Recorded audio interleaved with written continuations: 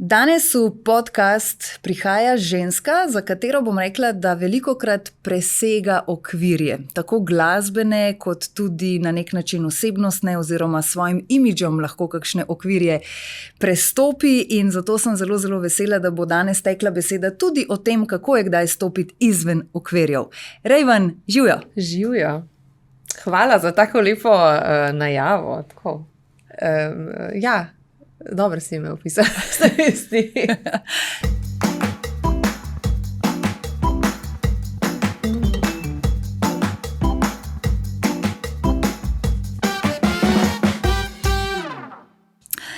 Ja, Raven, res sem pri najavi mečkano priznam, da včeraj razmišljala, da te ne bi rada klasično napovedovala v smislu, kaj vse počneš in kaj vse si že dosegla, zato ker dejansko si ženska, ki stopiš velikokrat izven teh okvirjev, oziroma pri tebi jaz dobivam občutke, da se teh okvirjev sploh ne zavedaš, oziroma da si jih ne postavljaš, no, tako. V bistvu točno zdaj, ko si to govorila, sem si tako mislila, ampak jaz večino časa sploh ne vem, da to počnem.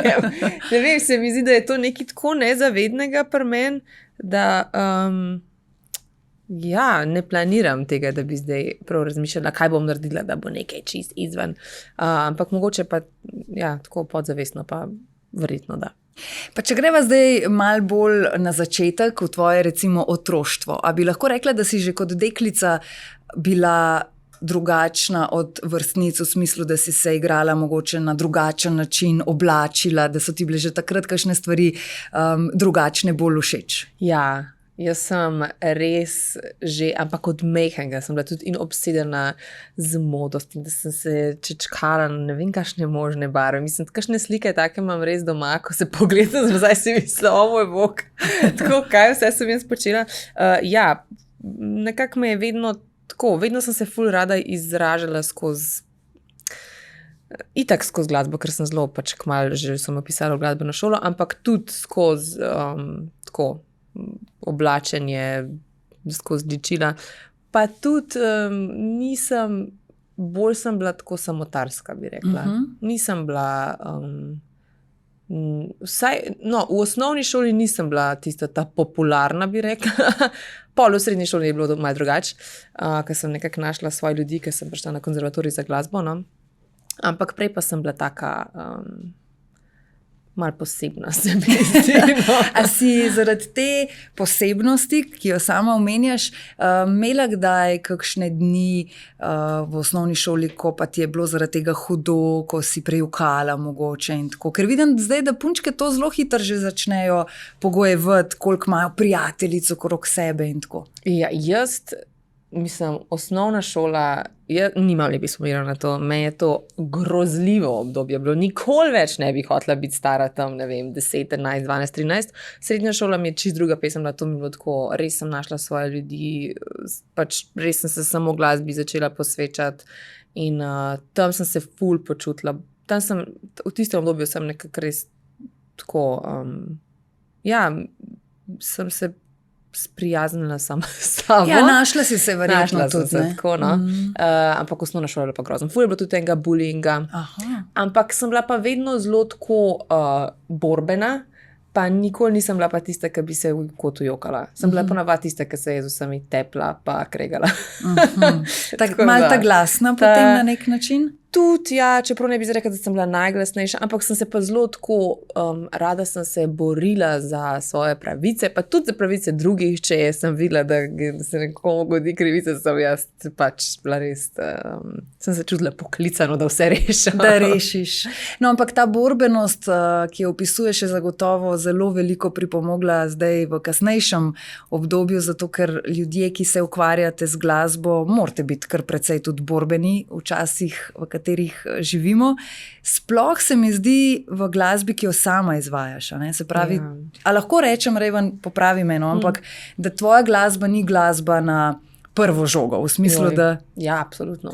In verjetno tudi zaradi tega najdeti svoj prostor, kjer se boš lahko predstavljala in izražala, je drugače, kot če bi ustvarjala neko drugo zvrst. Ja, to je nekaj čist drugega, no.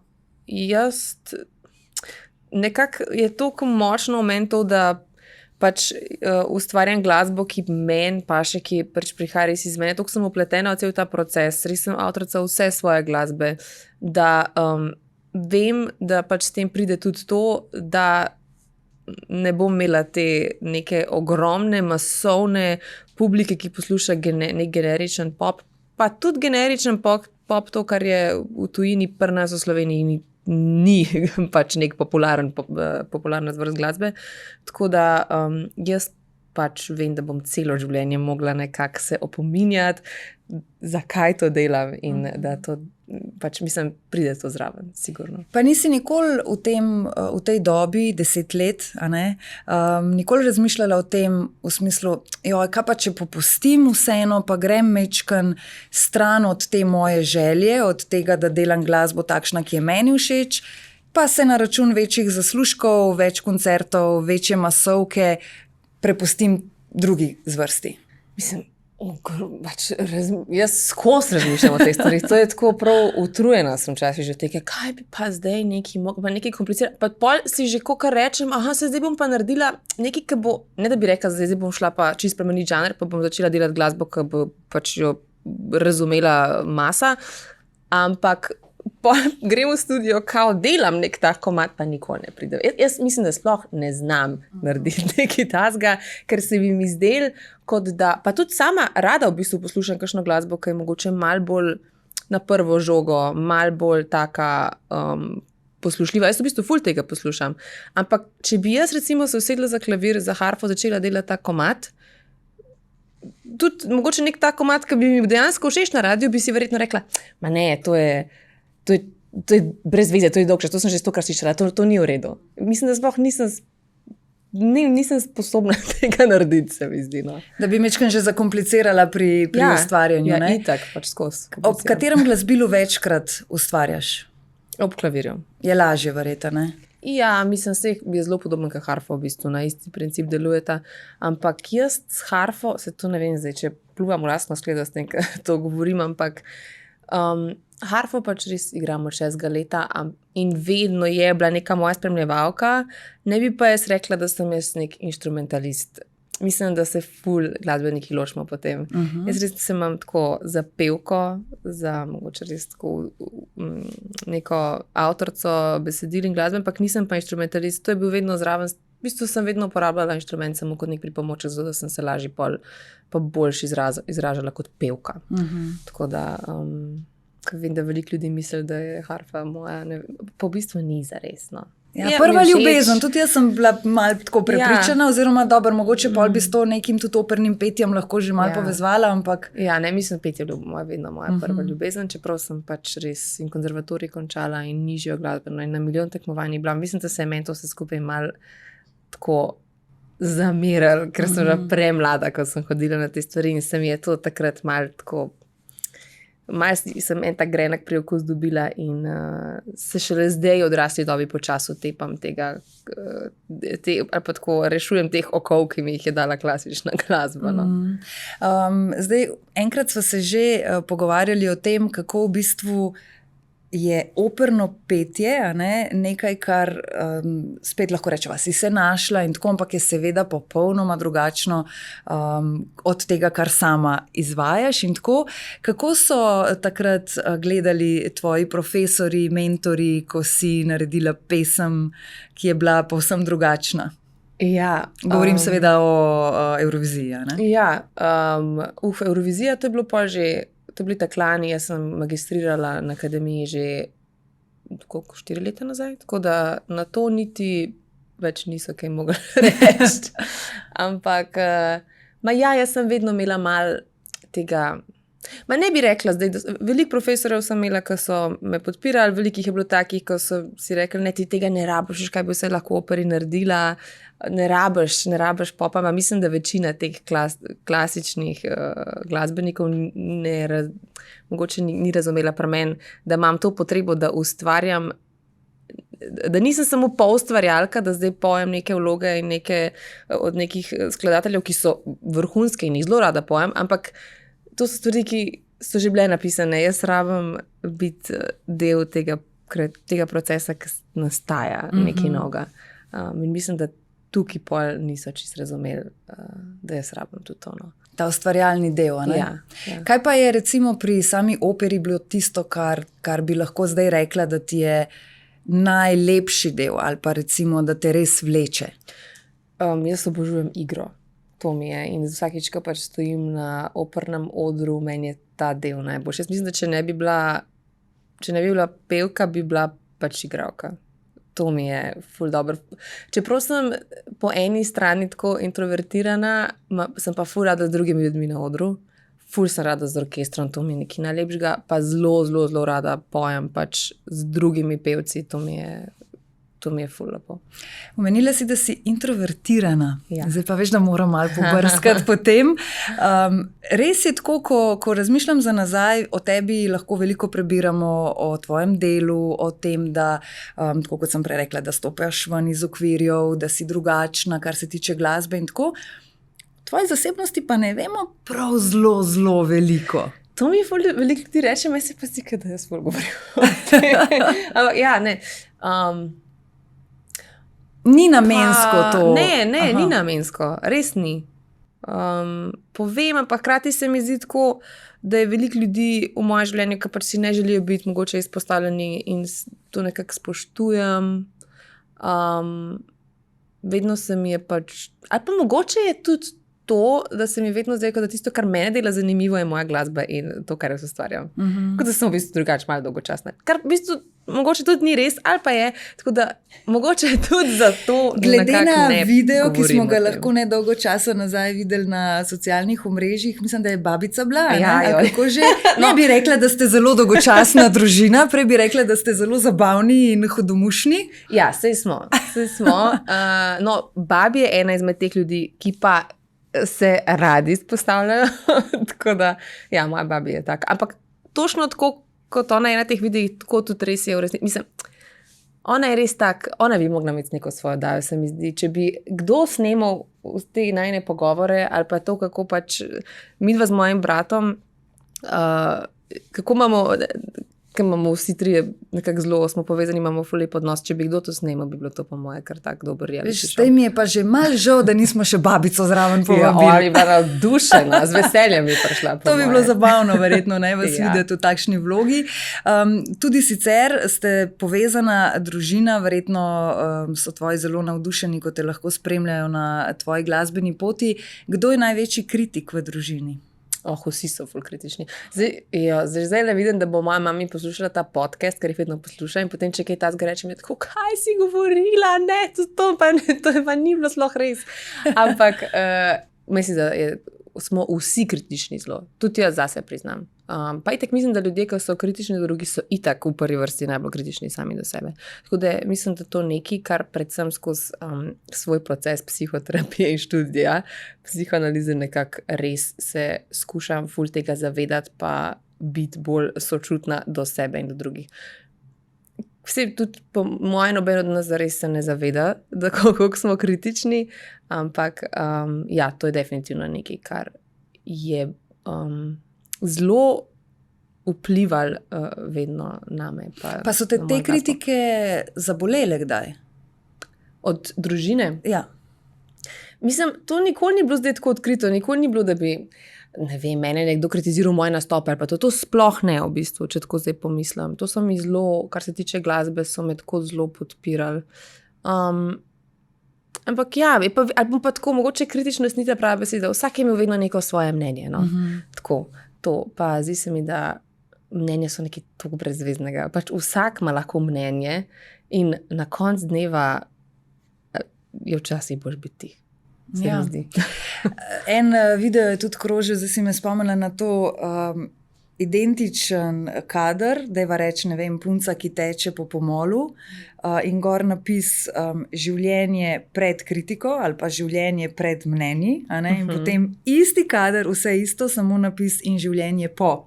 Aha. In v bistvu velikokrat je res tako, ne? Mi naredimo vmes celo dramo iz tega in morda pretirano tudi odreagiramo in čutimo, ne? Ampak življenje se pa enako vrti naprej.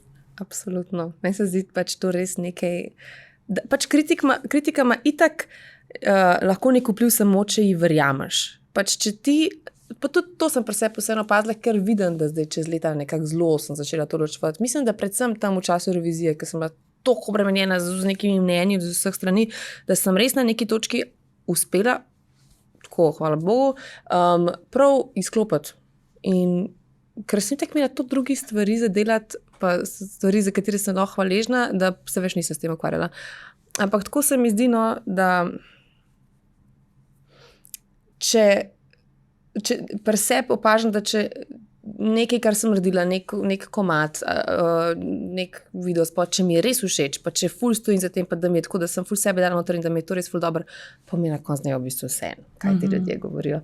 Me pa zaboli, kadar slišim ali pa preberem nekaj, kar si mislim, ja, mogoče pa res. Pa tudi, če se v tistem momentu tega ne priznam. Ampak vidim, če me nekaj zmot, pa že je nekaj na tem, da jaz tudi mogoče v enem delčku to mislim. Ja, se pravijo, da že zelo hitro lahko spremenimo percepcijo kritike, če rečemo, da gre za povratno informacijo in ne za kritiko. Ne? Je že takoj manj boleče vse skupaj. Ja. Pri dojemanju vsega tega ti je zagotovo psihoterapija veliko pomagala, oziroma študij. Ja. Kako daleč si zdaj s tem? Jaz imam v bistvu še 1 leto. Tako da zdaj, lani sem se odločila, sicer sem hodila po nekem čudežu na vsa predavanja, ne vem, kako mi je to uspelo pri vsem tem letanju gor in dol za Eurovizijo, ampak potem, ko so bili pa izpiti, sem bila v bistvu na Euroviziji in tudi rekla sem si, ko pridem nazaj, se absolutno mi ne da ukvarjati z izpiti. Ko da leto delam že izpite, pa me pa čaka v bistvu 1 leto prakse, oziroma mogoče še več, odvisno, koliko si bom vzela. Tako sem si, da je to nek tak študij, ki ga pač ne moram na hitro narediti. Sprocesirati. Ja, tako da mislim, da bo to trajalo več kot tistih 5 let, ki naj bi trajal drugače. No. In dejansko si se za ta študij odločila zato, ker se vidiš nekoč kot psihoterapeutka? Ja, ne, v bistvu. Jaz sem se to odločila, ker je bilo zadnje leto mojega študija na akademiji, videla sem, da bom tisto leto magistrirala, ampak se mi je zdelo, ne, jaz sem koliko 23-24 let stara, pač ne, jaz bila tam še malo študentka. Tako da sem itak videla, kako ful ljudem okrog mene pomaga psihoterapija. Res toliko, imam to srečo, da imam okrog sebe veliko ljudi, ki pač so sami v procesu psihoterapije. In sem ful videla, kako so se sami spreminjali, kako so se naši odnosi spreminjali in se mi je zdelo nekaj to res tako ful zanimivega. In iz tega razloga sem šla pol študirati psihoanalizo. In to je ena izmed najboljših odločitev. Pa moram reči, da tukaj tudi moja mama ful bila velik faktor in me je ful pri tem podpirala. Je ona tudi? Ona je sama pač tudi v procesu psihoanalize že smisla, da je terapeutka. Ja, ne, terapeutka pa ni. To pa bilo tudi ne vem, če bi si želela imeti starša terapeuta, to mora biti po moje ful naporno. Ampak ja, njej se imam ful za zahvaliti za to, no. Da sem in tako, in to, da pač se zdaj v življenju ukvarjam, s čimer se ukvarjam in da sem potem se odločila za študij psihoterapije. Ja, ker vseeno je tako, kot pravijo, čeprav vem, da je ful klišejsko, ker to rečemo, ampak ob nemočni podpori staršev ali pa najbližjih marsikakšne projekte težko speljemo. Absolutno. In finančno, in časovno, in vse, konec koncev. Ne? Sigurno. To pa res sem imela od majhnega ful podporo in jaz in moj brat, da sva lahko svoje talente razvijala. Res. Tako, če zdaj pomislim, pač vsak dan sta naju vozila na vse možne stvari mojega brata, na hokej mene, pač na harfo, na petje, finančno sta naju vedno ful podpirala, ful sta verjela mislim, tako, kar se glasbe tiče res, sem na loteriji zadela, kar se staršev tiče. Vedno te vidimo, Raven, zelo urejeno in kot da si glih kar prišla iz unga procesa, veš, maska, frizura in tako naprej. Zakaj sem zdaj mečkano utihnila vmes? Zato, ker sem razmišljala, a te moti ali ti je ljubše, če ti tudi na takšnih pogovorih ali pa tako okolica reče Raven? Ja, mislim. Glede na to, da gre za umetniško ime. Ker jaz sem zdaj v bistvu razmišljala, da lahko že ves čas govorim Raven. Ja? Lahko Sara, lahko Raven, me je to čisto. Mislim, kadar sem na odru, pa predvsem, ker sem ker svoje komade pojem, ne v operi sem Sara. takrat imam rada Raven, ampak če se pa tako pogovarjam z ljudmi, pa pač sem Sara. Ne, ampak to sama sebe sem zdaj ujela, veš, da sva skozi pri Raven. Če se vrnem nazaj, torej k videzu, pričakovala bi, da za ta videz in za takšen make-up in frizuro in tako, da je tvoja kopalnica polna ličil in da je to toliko polno, da že kar težko omare zapiraš. Ja, v bistvu je. Tako, in prav dan se razmišljala, zdaj pa jaz to skozi neki praznik pa dajem stvari naokrog drugim, pa še kar je vedno bolj polno, pa tudi imam to srečo, da ful stvari dobim, no. Ampak ja, to je pač tako, ko odraščaš na odru, se mi zdi. Da si pač navajen, ker res jaz sem pač pri 5 letih prvič stala na odru v Filharmoniji. Sem pela solo, Bila je huda mravljica. Wow, a je to kakšen posnetek, ki obstaja? Sigurno je to kdo posnel, ne? Poslušali, kje je to. Ampak ja, pač navadila sem se na to, da moram vedno... mislim, da je spet pol ta nek tukaj stop ven, ta moj grozljiv perfekcionizem, ki je v bistvu, če se mene vpraša, ker se v današnjem svetu ta perfekcionizem tako opeva, kot da je v bistvu to nekaj dobrega. Mislim, je to samo neka ta ne samo zavest zavita z neko pentlo. Pri meni se je pol to nekako, hvala Bogu, sublimirali v to, da vse se ful rada mažem, rada imam, tako, kar se tega tiče, sem taka zelo ženstvena? Ženstvena, ja, mogoče, ne vem, če je to prav, hotela sem reči girly girl, ampak ne. Ne bi rekla, da se mora ženska ful mazati, da je ženstvena, ampak jaz to res rada počnem, ni mi to težko. Jaz se rada pa zjutraj namažem, rada se stojim pred omaro, pa brskam, kaj bom imela oblečen, tako da ni mi to težko. Se pravite, kot Saro zjutraj, ki se zbudi težko, tam pol nekje do 3 ure popoldne vidimo v pižami, s figo na vrhu glave, brez ličil. Ja, ne, saj sem ful zjutraj brez ličil. Ja, pri meni je v bistvu sem ugotovila, ali sem res v pižami, v trenirki, pač z neko figo na glavi, nič make-upa, ali sem pa ful zrihtana. Ne vem, če je glih umesen nek del. Ker se začne že enkrat rihtati, pa se hočem do konca. Ne morem se sam mal. Se pravi, potem partner vedno tako računa, da če ve, da ob 8 gresta, da te že ob 6:30 začne preganjati, pejce rihtati. On mene skozi priganja pejce rihtati. To mi gre toliko na živce, ker vsem sem si jaz zdaj že nekako zračunala točno na minuto natančno, koliko rabim in niti slučajno ne bom šla minuto prej, ne vem, od knjige, ki jo berem ali pa neki. In on potem tam stoji, na koncu štenk sedi in gleda na uro in čaka, da pač in potem še 3 minute imaš, še 4 minute imaš, tako da to je kar nadležno.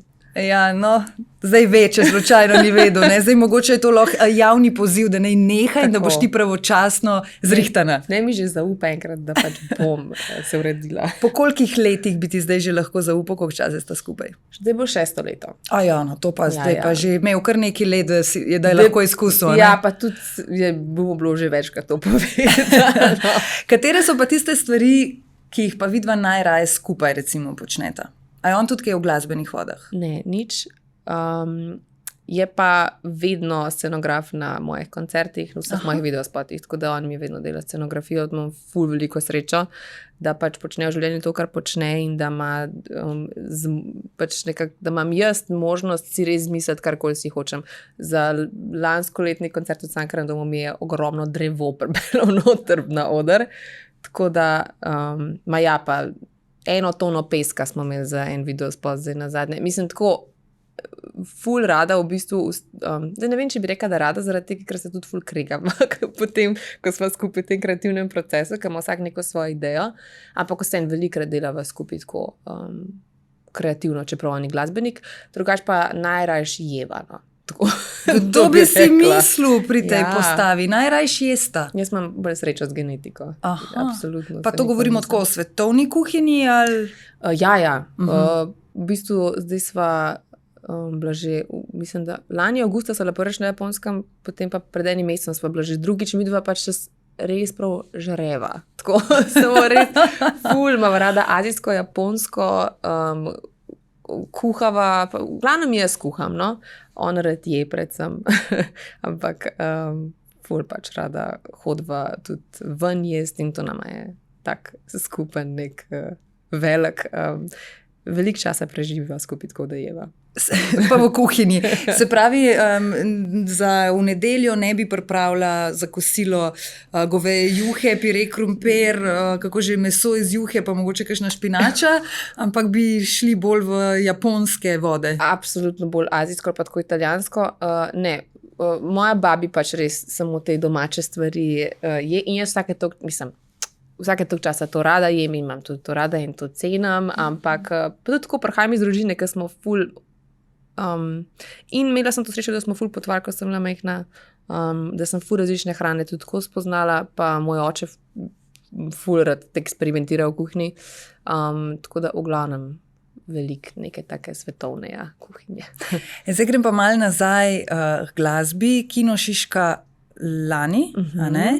Pa potem Linhartova dvorana in zdaj Galusova. V bistvu lahko rečem, da gre malo tako za eno trilogijo v Cankarjevem domu, oziroma kar stopnjuješ in stopnjuješ.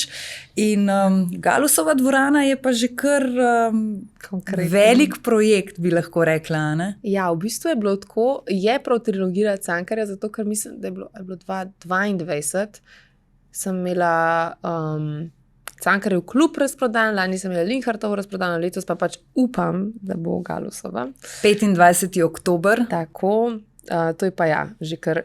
Vem, da so me vsi snubali za to Galusovo že kar par let, ampak se mi je vedno zdelo, ne, to je čisto preveliko za mene, to ne bo šlo, pač moja glasba je nišna, to ne more iti v tako veliko dvorano. In vsi so me prepričevali in vem, da je potem rekel en izmed soorganizatorjev takrat lani mi že, ampak razumeš, da v redu Linhartova je koncert, Galusova je pa dogodek. Tako da vidim zdaj, ko pač sem nekako sem že počasi v pripravah za Galuso, da je to absolutno velik zalogaj. Pa tako ful mi je častno, da tam ne bom nastopila. A bo tudi kakšno drevo na odru, kakšna druga posebnost? Sigurno bo na odru kaj malo bizarnega, ne vem pa še točno kaj. Imam pa ogromno idej, zdaj pa se moramo z Rokom še parkrat skregati okrog tega, kaj bo možno. Probita se čim manjkrat, pa biti čim bolj usklajena, sicer pa 25. oktober, res, da je še kar nekaj časa do takrat, ampak po drugi strani pa to zelo hitro mine, sploh takrat, ko si že v procesu, ne? Ker naenkrat ugotoviš, se sam še en mesec, recimo. Ne? Ja, jaz imam še toliko enih projektov pred tem, in opernih in takih, tako da imam še dela z drugimi stvarmi pred tem, sigurno.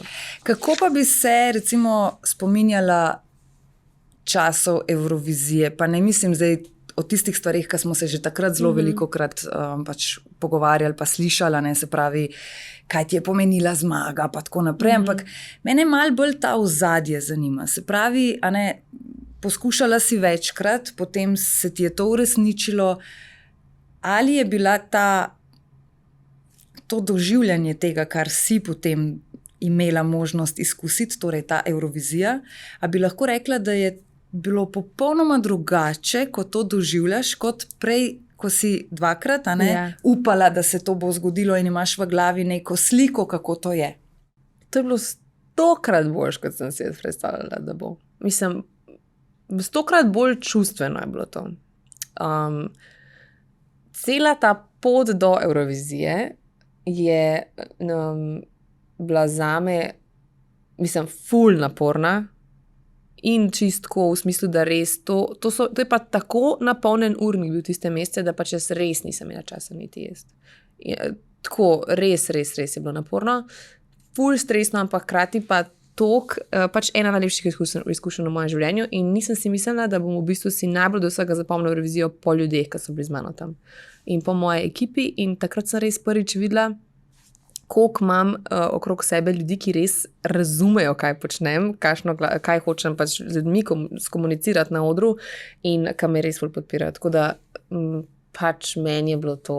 Jaz bi šla vsako leto tja. Res, prav ta post-evrovizijska depresija je zelo resnična.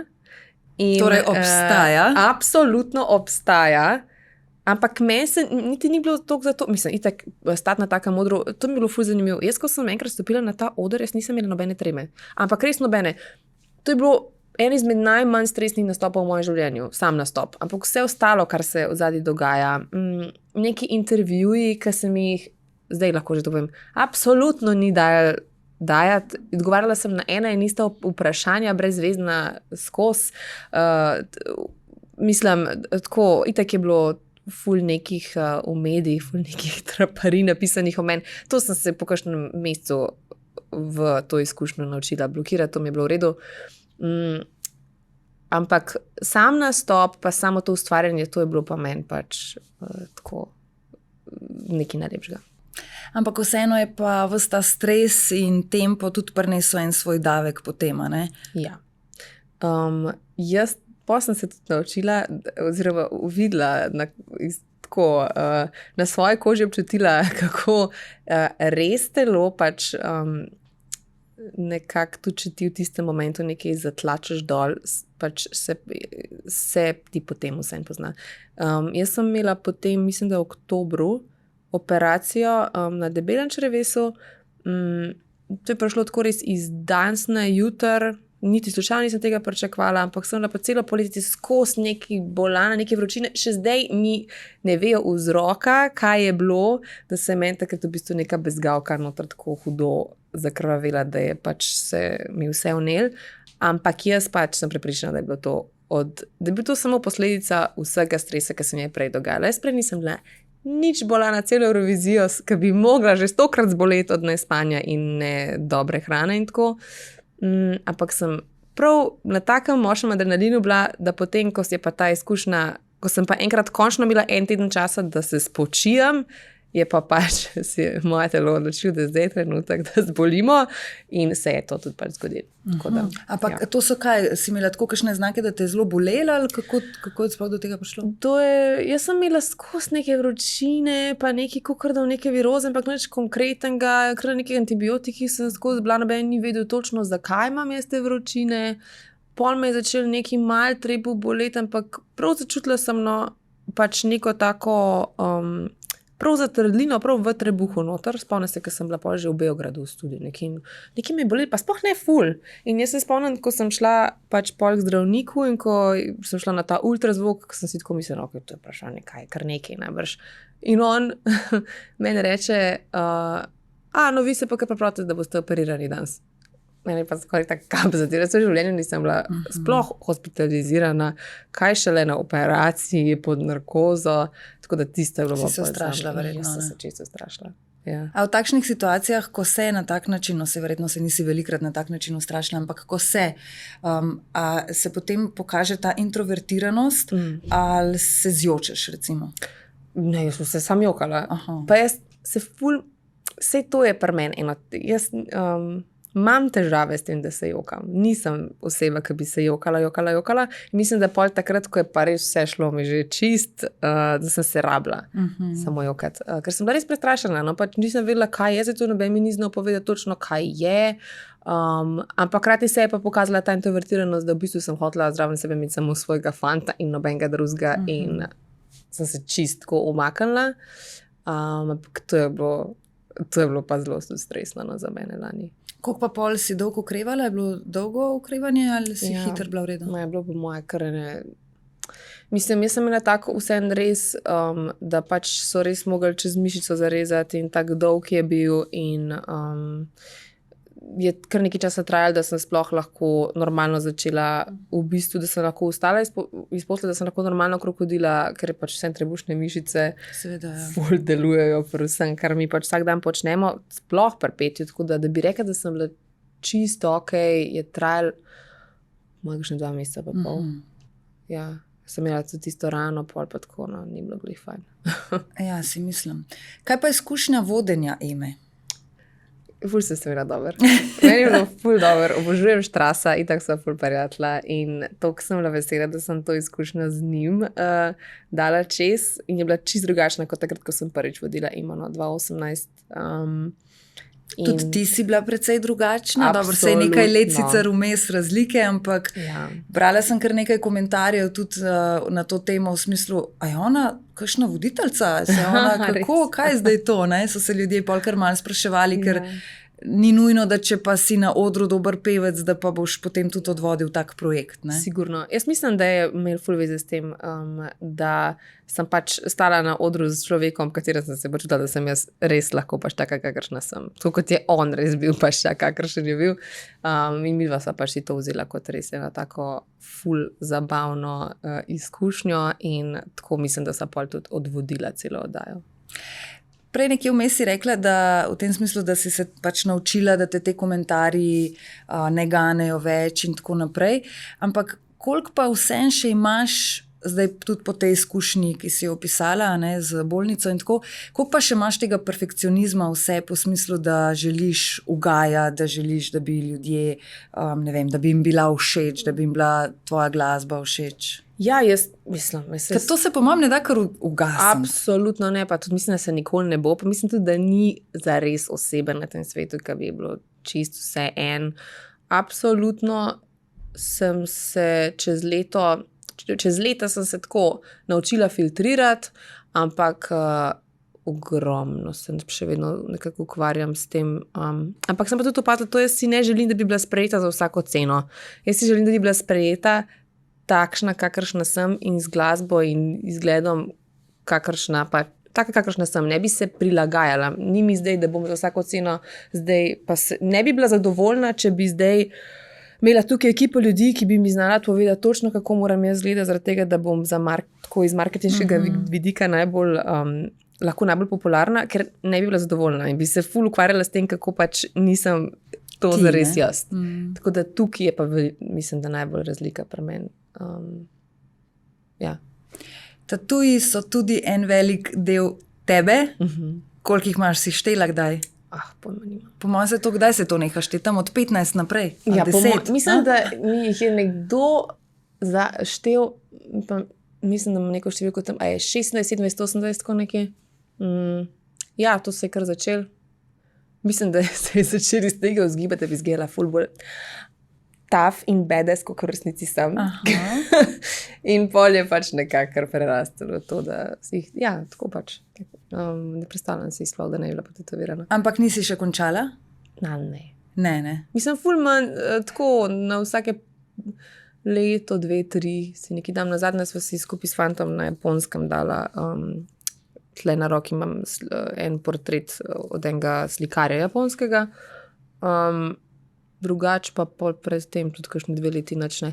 Bojo sigurno še tatuji. Tako, jaz jih predvsem jemljam kot, ne vem, eni ljudje si pač lepe slike obešajo na steno, jaz pač si na telo. Jih kar malo na sebe počečkam.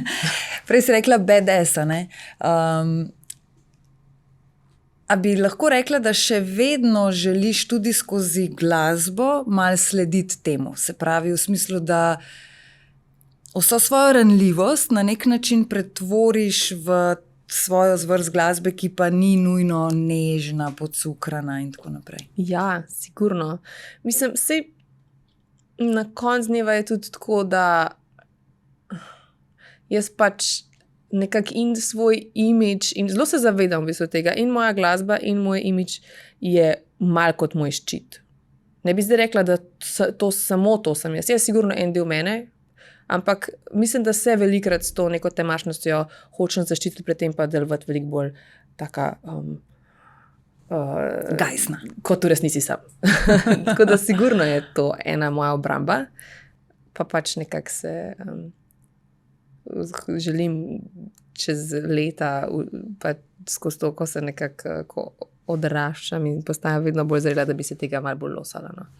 Spremenila si ekipo, oziroma zamenjala, prevretrila, kakorkoli že, in v bistvu, če sem prav zasledila, se bolj vse tudi usmerja, prej si že omenila, sem snemala v Beogradu, čisto nova ekipa. Zakaj, kako do tega sploh pride? Mislim, jaz sem itak vedno rada z različnimi producenti sodelovala, pa še zdaj sodelujem z različnimi producenti. Še vedno ne bi rekla, da sem jo zamenjala, ker še vedno hodim v London, delam s tem svojim producentom, s katerim sem delala zdaj že leta. še vedno delam z mariborskim producentom, s katerim delam zdaj že nekaj časa. Tako da zdaj pa pač sem razširila, tako bi rekla, to ekipo. Ja, prava beseda. In ful sem našla tam nekak ljudi, ki spet so, jaz mislim, da jaz vedno rabam nove ljudi okrog sebe, da jaz se malkam premaknem. Tako se mi zdi. Da je kot ena brca v rit? To pa, da mi malo pokažejo tudi, da spoznavam sebe kot avtorco pa kot songwriterko prek tega, da pač sodelujem z drugimi ljudmi. Ta ekipa, s katero zdaj si to snemala oziroma snemaš, sodeluje tudi Senido, ne? Ja, tudi. Sodeluje Senido pa še s ful drugimi artisti. Oni so tako, Basivity je nekak ekipa tako mladih kreativcev, ki pač mislim, da so glavni na tem področju malo bolj moderne pa sodobne pop, trap, rap glasbe na Balkanu. Tako da, ja, ful mi je dobro z njimi delati. Čist drugačen imajo tudi tako pristop k ustvarjanju glasbe, vse je ful bolj sproščeno, se mi zdi, pa pač viceno, da imajo to temperament. Drugačen temperament kot Slovenci in to mi ful paše. No. Mislim, da to, kar mi najbolj všeč na Balkanu, je, da se ne bojijo samozavestnih žensk, ki stopijo na oder in pač se zavedajo, da so hude. Ker pri nas je pa tako, da moraš biti ali luškana, simpatična, prijazna, takoj, ko si pa malo bolj tako, da se zavedaš, da pač ali dobro izgledaš, ali da pač dobro zveniš, je pa pol tako too much. Kdo pa si misli, da ona je. Medtem ko na Balkanu, mislim, ko človek stopi na oder, mora pač publika, je tako, malo bolj tak markanten. Se pravi, bi rekla, da smo Slovenci, Slovenke tako bolj zatrte za take, se pravi, da smo, kako bi to človek rekel, ne zaprti, ampak ja, da ne sprejemamo odločnih žensk na odru ali odločnih izvajalcev, mogoče ne samo žensk. Izvajalcev, ja. Tako. Kaj, da imamo hitarje, lahko potem so komentarji, preveč, ja. Fovšarije in tako naprej? Ja, mislim, ljudje se zelo hitro ogrožene počutijo. Ne? Jaz mislim, da čisto iz naše zgodovine, pač, jaz ne pravim, da sem jaz kaj drugačna, ker jaz sem konec dneva tudi Slovenka in pač tudi jaz se zelo zavedam tega. Ampak mislim, da je pri nas, pri Slovencih veliko enega tako narcizma, ki je v bistvu sam maska za tako občutek manj vrednosti. Mislim, da imamo to pač nekako skozi zgodovino, da smo pač to zelo prevzeli in to svojo mehnost in je čist drugače kot mogoče kakšne te večje nacije in pol se tudi seveda odraža to na tem, kakšne artiste imamo radi na odru, pa ne da je karkoli narobe s tem, ampak vidim pa, da se pač tukaj vita, ne potem okus slovenske publike, malo bolj, ja, pride do izraza. A bi za Senido lahko rekla, da je neka tvoja vzornica oziroma da je nekdo, ki se ji lahko približaš po nekem tem imidžu, po ustvarjanju in tako? Ali pa bi si jih želela? Ne bi rekla to. Se mi zdi, da imava čisto drugačno glasbo.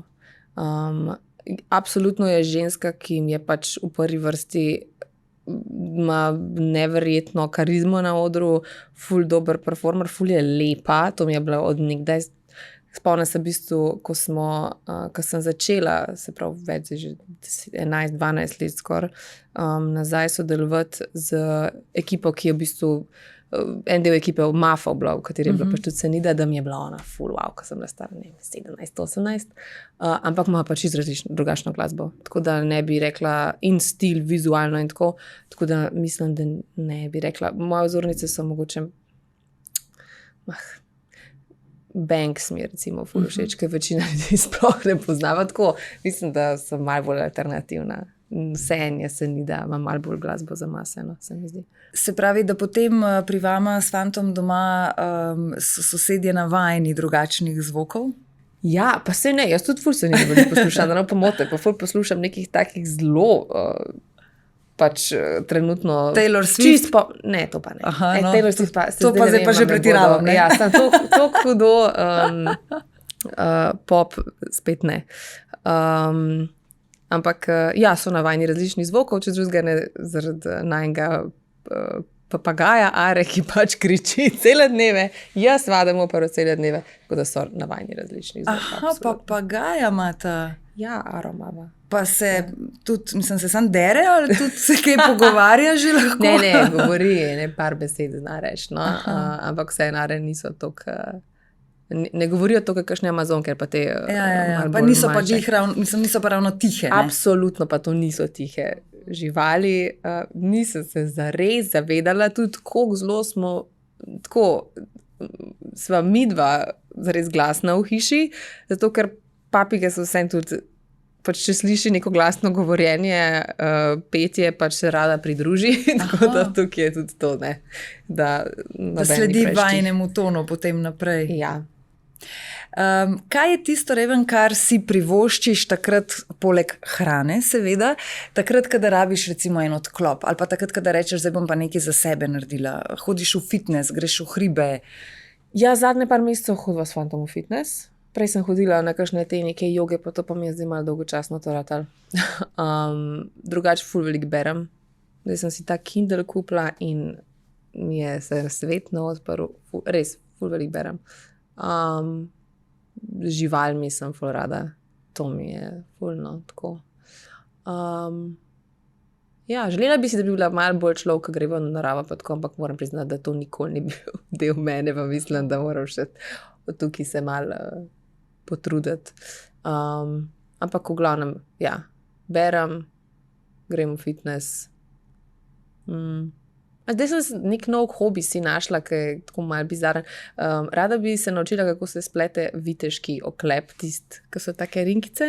In zdaj sem si nakupila celo to opremo in zdaj tam jaz to zvečer malo televizijo gledam in tisto pletem. Sem si rekla, ne bi zdaj glih pletla, da bi štrikala, mora biti nekaj malo bolj drugačnega spet, ne? Pa da bom lahko oblekla, ali pa kaj, tako da zdaj evo to. Aha, pa ti gre? Mislim, tako si na dobri poti? Prav,